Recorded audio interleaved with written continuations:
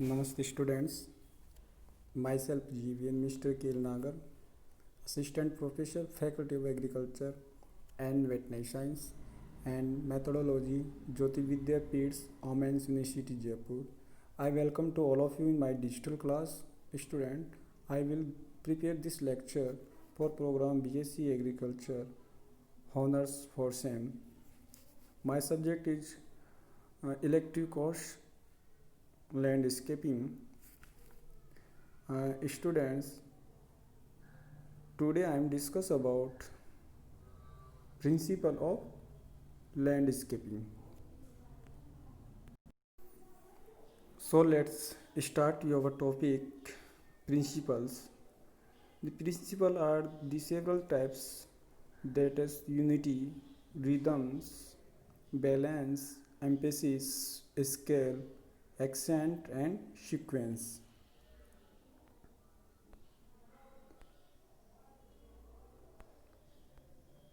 हम बात करते हैं, फर्स्ट में हम चर्चा करते हैं यूनिटी के बारे में. क्या होता है? Discuss the unity. The first step toward is the decide is a theme for a garden. This give your landscape design and the organise impression and the makes it the placing to the eye. Using similar rocks to pebbles to line the pathways or grouping together plants of similar height and textures or example or way to achieve a cohesive looks for your garden. इसके अंदर बताया कि जो principal होता है, principal जो एक garden का, जो एक लैंडस्केपिंग का जो प्रिंसिपल है, उसके अंदर हम फर्स्ट में चर्चा कर रहे थे यूनिटी के अंदर. जो यूनिटी के अंदर हम बात करेंगे कि जो एक गार्डन की जो थीम होती है, उस थीम को हम अच्छे से बनाने के लिए उसमें हम डिसाइड करते हैं कि कौन सी जगह पे उसको थीम की ज़रूरत होती है. तो उसके अंदर हम डिसाइड करेंगे कि कहाँ पे इसकी सुंदरता के लिए सबसे बेस्ट उसका अच्छा सा यूटिलाइज करना उसको. तो इसके अंदर हम बात कर रहे हैं कि जो लैंडस्केपिंग डिज़ाइन होती है, उसके अंदर हम एक प्लेक्सिंग सिस्टम, मतलब जो आँख से हम देख सकते हैं, आँख के थ्रू हम उसे अच्छे से देखने में हमें कुछ एक प्लेजिंग सिस्टम प्रोवाइड हो. मतलब प्लेजिंग मतलब एक सुख संपत्ति सिस्टम, मतलब सुख देखने में हमें कुछ आनंद मिले. इस टाइप से यूजिंग द सिमिलर रॉक्स, मतलब उसके अंदर हम कुछ प्लांट्स या पेबल्स या फिर कुछ सिमिलर रॉक्स, इस टाइप की हम ऐसी इस टाइप के टेक्सचर, कुछ मतलब सिमिलर हाइट के प्लांट्स टेक्सचर्स एग्जांपल के हिसाब से उस सबको हम उसको यूटिलाइज मतलब यूज कर सकते हैं. किसके लिए? हमारे जो गार्डन होता है, गार्डन के लुक को अट्रैक्टिव के लिए. सेकंड बात करते हैं, this image the same similar types, similar height के जो प्लांट्स हैं, उसके अंदर हम जो गार्डन के अंदर प्लांट कर रखा है, मतलब उसको ग्रो कर रखा है, जिससे क्या होता है, जो गार्डन का जो एक अचीवमेंट होता है उसके लिए बहुत ही आकर्षित करता है, अट्रैक्टिव करता है. सेकंड बात करते हैं, सेकंड में हम डिस्कस करेंगे कि रिदम्स. जो रिदम होते हैं, इसमें हम now the rhythms is achieve when the elements of the design create the feelings and motion which leads the river eyes through owns beyond the designed area. Tools like colors, skins, lines and form can be repeated to achieve rhythm in landscaping design. Rhythm reduce the confusion in the design. हम जो rhythm के अंदर हम discuss कर रहे थे, तो इसके अंदर बताया जा रहा है कि जो रिदम होगा, तो रिदम भी एक जो इसका जो प्रिंसिपल के अंदर जो एक जो रिदम्स में जो एक डिजाइन के एलिमेंट्स भी हम उसके अंदर अचीव कर सकते हैं. मतलब उसके अंदर हम उसको भी क्रिएट कर सकते हैं, जिससे कि जो एक मोशन, मतलब एक जो कोई फीलिंग होती है, फीलिंग हमको इससे फीलिंग प्रोवाइड होती है, मतलब अच्छे से फीलिंग आती है इससे. तो इसमें क्या होता है, जो आई होती है, मतलब आँख होती है, आँख से जब हम सीधा देखते हैं व्यू को, तो जो उसका लोकेशन होता है गार्डन का, वह उसमें अच्छे से देखने में एक प्रतीत होता है, कुछ अलग ही एक सिम्टम्स दिखता है, जो उसमें रिपीट दिखता है. हर चीज़, मतलब उसका जितने भी जो सिंबल्स होते हैं वह एक रिपीट दिखते हैं, बार बार एक सिमिलर टाइप के रिपीट दिखते हैं. और जो जितने भी एलिमेंट्स होते हैं। इसमें होता है कि ये attend the rhythms in landscaping design, the rhythm reduce the confuse in the design.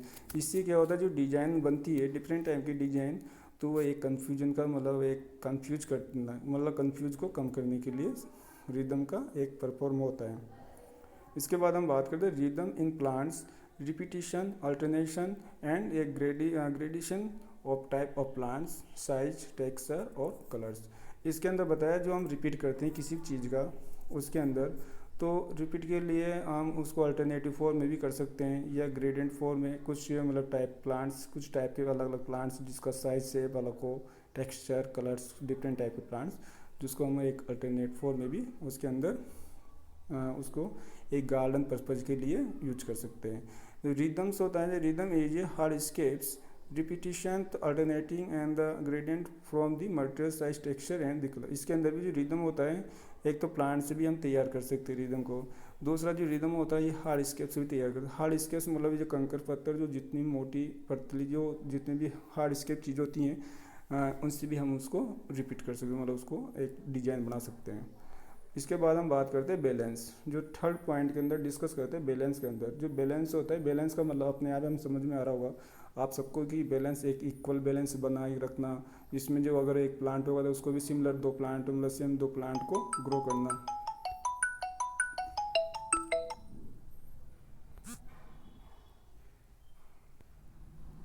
हम रिदम्स के अंदर बात कर रहे थे, मतलब बैलेंस के अंदर बात कर रहे थे, तो बैलेंस किस टाइप होना चाहिए, मतलब जो बैलेंस होता है वो किस टाइप का होना चाहिए, equilibrium on the left and right side, जो इसकी लेफ्ट और राइट साइड में उसकी इक्विलिब्रियम होना चाहिए, मतलब एक संतुलन, उसका संतुलन होना चाहिए दोनों लेफ्ट और राइट साइड का। तो इसमें हम बात करेंगे फर्स्ट में फॉर्मल, जो फॉर्मल होता है उसको बोलते हैं सिमेट्रिक बैलेंस, जो इनफॉर्मल टाइप का होता है उसको बोलते हैं एसिमेट्रिक बैलेंस। उसके अंदर हम बात करते हैं stability and straight line and, और दूसरा है डिग्निटी, और दूसरी उसके बात करते हैं इनफॉर्मल। जो इनफॉर्मल होता है इसके अंदर हम बात करेंगे क्यूरिसिटी, मोमेंट्स एंड फील अलिव, मतलब इसके अंदर मतलब टू टाइप का होता है। बैलेंस भी, बैलेंस की बात करते हैं तो बैलेंस दो टाइप का होगा, फॉर्मल और इनफॉर्मल। जो एक फॉर्मल होगा वो सिमेट्रिक बैलेंस में बनाए रखने में सहायक होता है, और दूसरा जो इनफॉर्मल होता है वह सिमेट्रिक बैलेंस के लिए बहुत हेल्पफुल होता है। इसके बाद हम बात करेंगे बैलेंस। बैलेंस के अंदर हम डिस्कस करते हैं कि the balance in your landscape can be either symmetric and और asymmetric, formal and the formal garden flow the symmetric balance and the scheme, while informal residential garden the usual flow in the asymmetric scheme। जो इसमें बताया, जो एक कोई भी अगर formal garden होगा वो किस टाइप होना चाहिए, एक सिमेट्रिकली बैलेंस होना चाहिए, जिससे क्या होगा उसका जो बैलेंस होगा एक इक्विलिब्रियम बैलेंस होगा, मतलब एक इक्वल बैलेंस होना चाहिए। इसके बाद जो इसका जो इनफॉर्मल जो गार्डन होता है, जो इनफॉर्मल गार्डन मतलब जो रेजिडेंशियल गार्डन होता है उसके अंदर हम एसिमेट्रिकल बैलेंस बनाए रखते हैं। इसकी स्कीम मतलब जो स्कीम होती है उसकी कैसी होती है, इनबैलेंस वाली। इसके बाद में है when the considering the balance the keep the mind the height of plants either form the colour as well as the number of plants. इसके अंदर बताया है कि जो प्लांट की जो हाइट्स होती है वह भी अपने माइंड में होनी चाहिए, भाई किस टाइप की प्लांट की हाइट होना, कितना छोटा कितना बड़ा प्लांट होना चाहिए, लॉन्ग चाहिए या डॉर्फ चाहिए, किस टाइप का प्लांट को ग्रो कर सकते हैं। इसके बाद में हम कलर के बारे में बात करते हैं, जो प्लांट्स के कलर होते हैं, डिफरेंट टाइम के जो एनुअल प्लांट्स होते हैं उनको भी ग्रो किस टाइप से करना चाहिए, छोटे बड़े प्लांट्स के अंदर बात करते हैं। दूसरा है कि नंबर ऑफ प्लांट, जो प्लांट की भी हम जो बैलेंस बनाए रखने के लिए उसका एक जो बैलेंस बनाने के लिए भी प्लांट की एक क्वांटिटी को देखते हैं कि कितने कितने प्लांट्स को हम बैलेंस बनाने के लिए हम उसको लगा सकें, तो बैलेंस के अंदर बात होती है। इसके बाद में हम बात करते हैं emphasis, dominance and the subordinate और एलिमेंट्स। इसके बाद आगे चलो बात आगे डिस्कस करते हैं relative scales related to compression. आगे का अपना है चल रहा था सिम्टम्स में स्केल, और इसके बाद में चल रहा सीक्वेंस, और ये इसके बाद में चल रहा अपना आगे हम बात करेंगे सीक्वेंस विद कलर। जो कलर का जो सीक्वेंस होता है, किस टाइप के प्लांट्स को हम ग्रो करते हैं जिससे हमारा वो जो गार्डन होगा, गार्डन का सीक्वेंस अच्छे से एक ब्यूटिफिकेशन लगे, अच्छा सा लगे। तो there are the few basic rules on how much warm and the cool colours to use. इसमें बताया कि जो हम कभी भी जब प्लांट को ग्रो करते हैं तो उसके बारे में हमें उसका मालूम होना चाहिए कि किस टाइप का प्लांट, सीजनल प्लांट होना चाहिए, सीजनल भाई वर्म टाइप का या कूल टाइप के प्लांट्स। तो इससे क्या होगा, जो सीजनल वायु उसकी जो प्लांट टू प्लांट उसकी ग्रो होती रहती है, जिससे कलर भी एक ब्यूटिफिकेशन का काम करती है। तो इसमें बताया कि much warm and the cool colour to be use and how ear the watch what the scale does not become too commanding, the more is not better, लेकिन ये कोई ज़्यादा बेटर नहीं होगा। इसमें बताया they H D rule the thumbs the design need 19% grains to shape of set off and 10% colour. जो इसमें बताया जो डिज़ाइन बनती है प्लांट्स के अंदर, जो कोई भी एनुअल प्लांट्स की जो डिज़ाइन बनाई जाएगी कलर्स के लिए, तो वह 90% जो प्लांट्स होते हैं वो कलर के लिए बेस्ट माना जाता है, ग्रीन कलर के लिए। लेकिन जो 10% होते हैं वो ओनली कलर के लिए होगा। मतलब जो ग्रीन के लिए तो 90% होता है और ओनली फॉर जो 10% होता है वो ओनली कलर प्रोड्यूस के लिए होता है, मतलब कलर बनाने के लिए, एक ब्यूटिफिकेशन के लिए।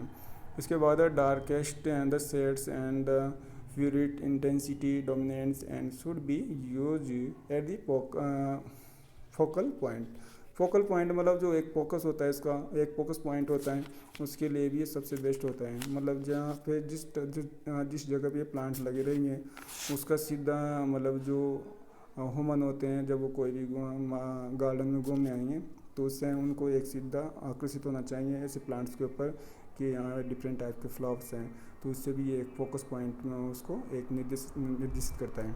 Using the cool colours in construction is more the elective than the sequence and warm colour work best in the sequence. जो वर्म कलर का भी जिसमें उसमें भी डिफरेंट टाइप के कलर्स जो फ्लावर होते हैं उनको ग्रो करते हैं। तो जैसे कि जो वर्म कलर को ना एक सीक्वेंस में वर्म कलर का, दूसरे सीक्वेंस में उसमें को जो कुल सीजन कलर्स के हैं, इसमें मतलब डिफरेंट तीसरा है वो जो उसमें वर्म और जो तीसरा जो सीजनल होगा उसमें जैसे कि हॉट एयर वाला, मतलब डिफरेंट सीजनल वाले ग्रो जो प्लांट्स होते हैं उनको ग्रो करते हैं फ्लावर प्लॉट को। इसके बाद में कलर सीक्वेंस के अंदर बात करते हैं डिसाइड दी कलर्स। जो डिसाइड कलर के अंदर हम डिसाइड करेंगे तो कैसे होना चाहिए। डिसाइड इफ द लाइट्स और dark will dominance the dark and more intense pure colour the more it will show up dominant the skin.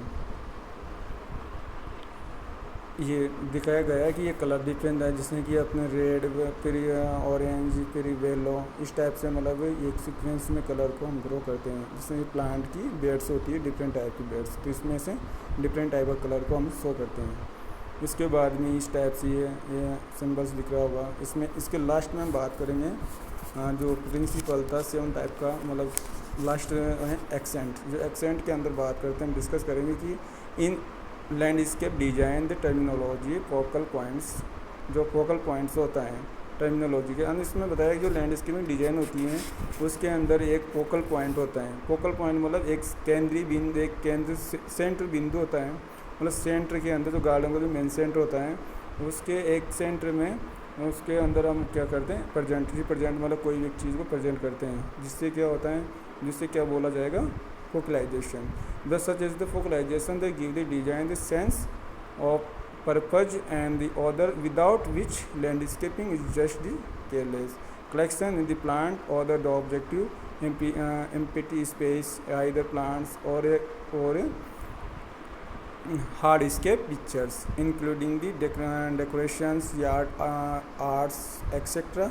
Can be use the service the purpose. मतलब इसमें बताया जो एक इसमें जो जिस इस इमेज के अंदर आपको शो होगा, इसके अंदर शो दिख रहा मतलब दिखा रखा है कि जो कोई भी एक जो मूर्ति होती है तो उस मूर्ति को एक जो मेन सेंटर होता है गार्डन का उसके अंदर उसको लगाना, जिससे क्या होता है जो मेन जो सेंटर होगा उसके ऊपर देखने में एक अच्छी ब्यूटिफिकेशन भी तैयार होती है, जिससे कि गार्डन के लिए ये सबसे अच्छा प्रिंसिपल माना जाता है।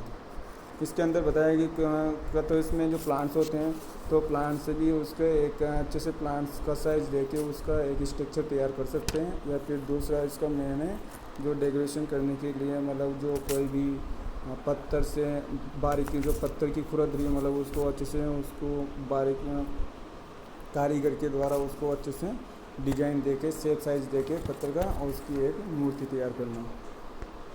Thank you so much.